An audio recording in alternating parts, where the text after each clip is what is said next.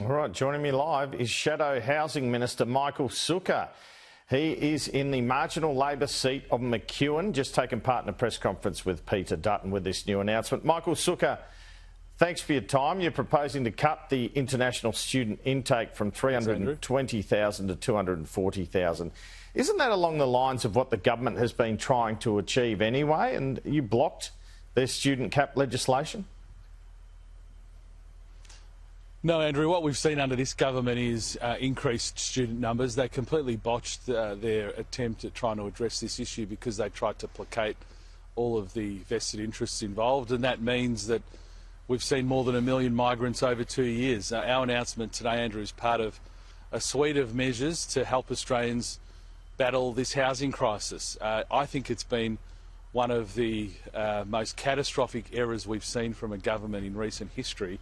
Anthony Albanese running his Big Australia policy at a time when fewer homes are being built, fewer homes are being started, fewer homes are being approved, and fewer Australians are able to buy a home. And meanwhile, Australians who are renting are paying 18% more in rent. Why on earth would you decide to bring in more than 1 million people over 2 years when fewer homes are being built? Australians have suffered as a consequence, and our announcement today of significantly reducing the number of student places, foreign student places, means that in the end more homes will be freed up for Australians. One startling statistic out of all of this: for every single purpose-built student accommodation approved in the last couple of years, there's been 42 international students arrive. That's 42 international students for every purpose-built accommodation approval. In the end, Australians are the ones who suffer from that. So this is another step in, as I said, a big agenda in helping Australians own their own home, because we will not wave the white flag on home ownership. What's the Coalition's net migration target?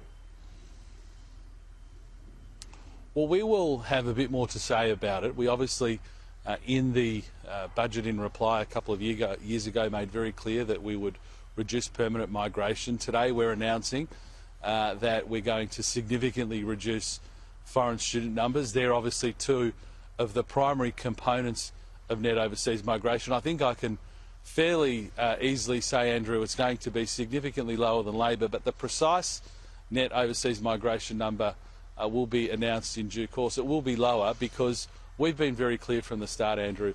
We don't subscribe to Labor's Big Australia policy. Labor didn't take that to the last election. They didn't front up and look Australians in the eye and say we want to bring in more than 1 million people over 2 years. So they don't have the approval of the Australian people to do that, and we've unfortunately suffered the catastrophic consequences as a result. We've announced in relation to housing $5 billion to fast-track 500,000 homes, just like the homes you can see behind me around our country in greenfield sites, and we're going to do that by funding the critical infrastructure that gets them moving. We're going to give first home buyers access to up to $50,000 of their own super to put towards a deposit to get into a home, and then requiring them to put that back into super at the end when they sell. We're going to ban foreign buyers and temporary residents from purchasing property so they're not competing with Australians. And of course, we're going to reduce the demand, the foreign demand for housing, by drastically reducing the number of foreign students and of course what we've announced with the permanent migration as well. All right, the government says net migration is going to fall to 220,000 over the forward estimates. Are you saying your net migration figure will be significantly lower than that? I think it's fair to say, on any way you look at it, Andrew, our net overseas migration will be lower than Labor, and the precise number will be announced by Peter Dutton. But you can't believe a thing that Labor says on these. If you look at every budget and every MyEFO over their duration in government, Andrew, you understand this yourself, they've missed those targets. So it's one thing to set a target, but when you're missing those targets by hundreds of thousands, which they have cumulatively, then those targets mean nothing. It's what you actually deliver at the end. So we don't believe Labor's targets because they failed on every target. One of the reasons we know they've failed on their targets is they've brought in more than 1 million people over 2 years. That far exceeds their targets. So we don't put any faith in any so-called targets going forward because they have shown habitually that they can't meet them.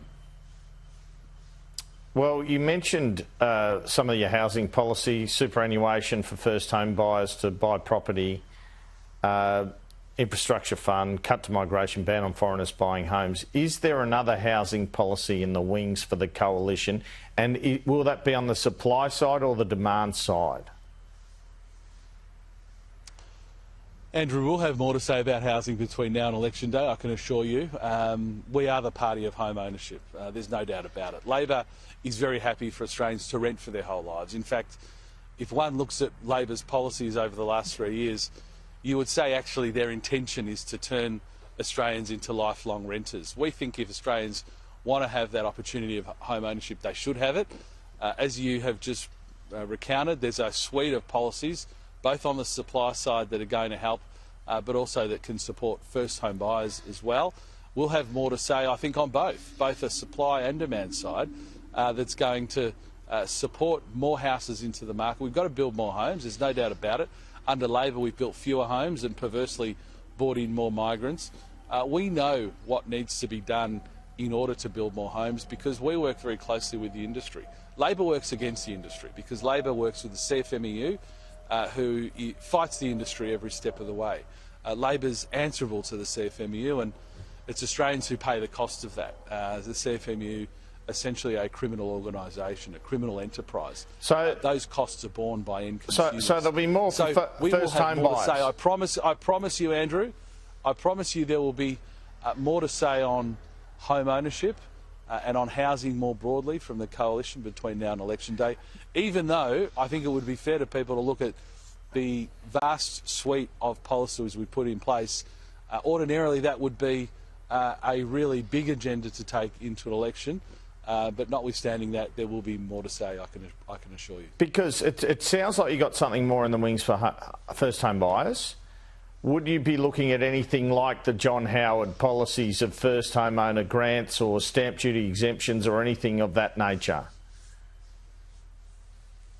Andrew, you're one of the best in the business, and you have to ask those questions. Obviously, I'm not going to disclose what further announcements we may have between now and election day, but I think Australians have seen from us we are committed to helping Australians enter the housing market. We're not willing to have a generation of Australians unable to own their own home, which is where Labor's driving us. That's why we have announced such a broad suite of policies and why we look back at what we've done in the past, supporting first home buyers, which is why we had more first home buyers than Labor's had. We had more homes built, more homes started, more home approvals, lower rents. All of those things led to better housing choices for Australians. After 3 years of Labor, that has deteriorated very rapidly. So again, to come back to today's announcement, we don't agree with Labor's Big Australia policy, and that's why we will significantly reduce foreign students to take pressure off housing. On housing, you've announced capacity for first home buyers to use $50,000 of their superannuation to buy property, as I just mentioned. But won't that drive up prices? Well, no, because, Andrew, what we are doing is we are putting in place a suite of policies that all work together. They hang together. These are not independent, separate policies that are all just floating out in the breeze. We have a calibrated plan. So when I say we're going to bring on 500,000 new homes through our housing infrastructure program, I promise your viewers, this is not one of those Labor promises that isn't worth the paper it's written on. We've done the work. We have consulted with hundreds of councils who are sitting on these projects that are ready to go. They just don't have the funding to build the sewerage, the water infrastructure, the roads to actually make them happen. But if they get that money, those 500,000 homes can happen very quickly, and that's a very conservative number.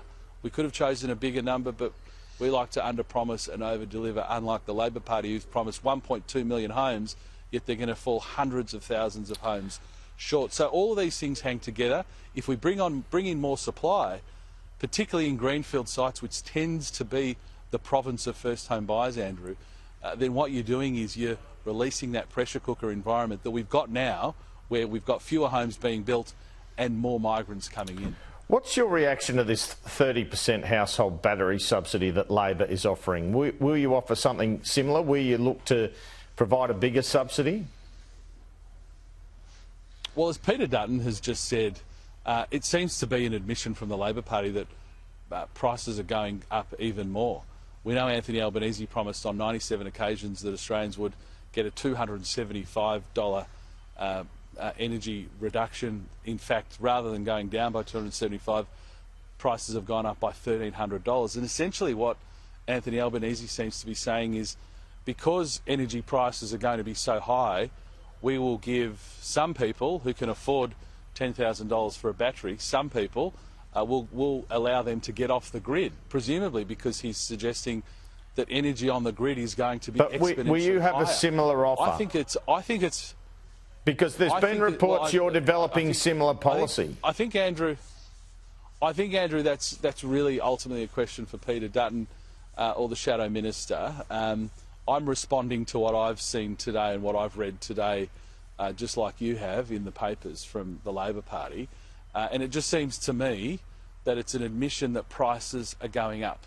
And I think that's a really scary thing for Australians, not only at a household level, but let's remember the 30% more we're paying in the supermarkets, Andrew, all of that is partly compounded by the higher energy prices being paid on the farm, in the distribution, in the cool rooms, all the way through the supply chain. So if prices are going up for us at home, imagine what it's going to do to our goods, and imagine what it's going to do to small businesses. We've already got 29,000 that have closed.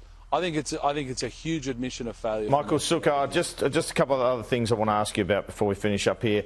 Port of Darwin, do you concede the coalition stuffed that up in the first place by allowing the sale? Well, Andrew, what I will say is that I think it's great leadership from Peter Dutton to step forward and do what's in our country's best interests in a thoughtful, calibrated way, not a desperate last-minute phone call into a local radio station, but in a really calibrated and thoughtful way. Strategic assets such as that, I think most Australians would agree, should be in Australian hands or similar. And no doubt, Andrew, it's righting an error from the past. But again, the world has changed, and I think the geopolitical environment has got tougher. It's got more unpredictable. So it's partly a reflection of that. Do you concede comparisons between Donald Trump and Peter Dutton are hurting you in this campaign? I don't know, Andrew. I mean, I think in the end, there's no doubt that Donald Trump's pretty omnipresent in politics around the world at the moment. I think ultimately Australians are more focused on bread and butter issues that they're dealing with on a daily basis. And I don't think anyone can credibly make a case that the Liberal Party of Australia represents particularly that form of republicanism. So, look, I'll leave it up to commentators. I think what is potentially being heard and felt out there, though, is that now's not the time for Australia to have a weak leader like Anthony Albanese, a very weak leader who can't be trusted to stand up for Australian interests. Not because he may not want to, but because I just don't think he's got it in him. He's a weak leader. All right. Just finally, Mike. I think that's ultimately what people are seeing. Finally, Michael Sukkar, we've seen this incident involving Peter Dutton and the footy and the cameraman after Mr Albanese fell off stage. A dangerous business, the campaign trail, isn't it? Yes, Andrew. If I get out of here in one piece, I'll be very happy. I saw Gaith this morning. He's in good spirits, the cameraman involved. So, look, as long as we all live to tell the story, that's the main thing.